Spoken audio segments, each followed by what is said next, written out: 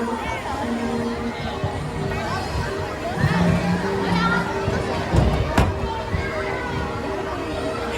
air belongs to birds.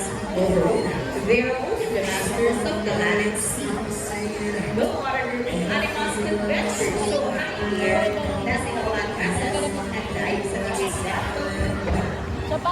Images of birds and flies across the sky, seeking guides but flying is not the only secret. So, join us today as we show you eclipse of the lazy and the summer birds.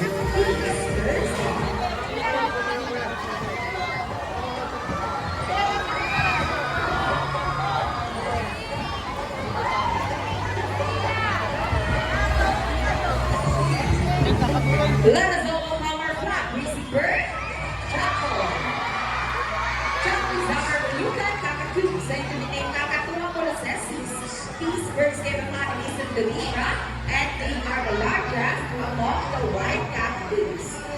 Let's go, Chaco.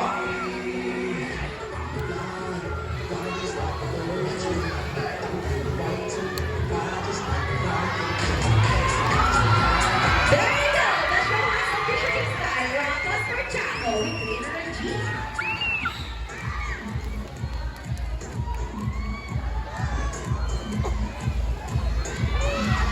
Hello everybody and welcome to Manila Ocean Park All-Star Bird Show with me, Rainer AJ. Now, here's an object that I will hide under one of these three silver cups.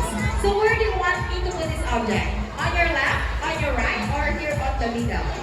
Which side? Left, right, or middle? Okay, so let's put it right here. Now let's call it a sight bird, Dazzle.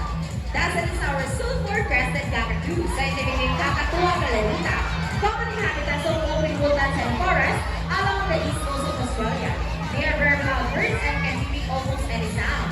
They typically feed on seeds, nuts, fruits, such as durian, papaya, rambutan, and they also not born. Now guys, do you think Dazzle has the ability to find a hidden object? If it's yes, then say, you can do it, Dazzle.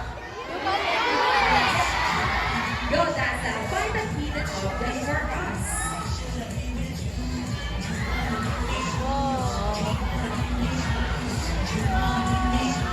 There you go!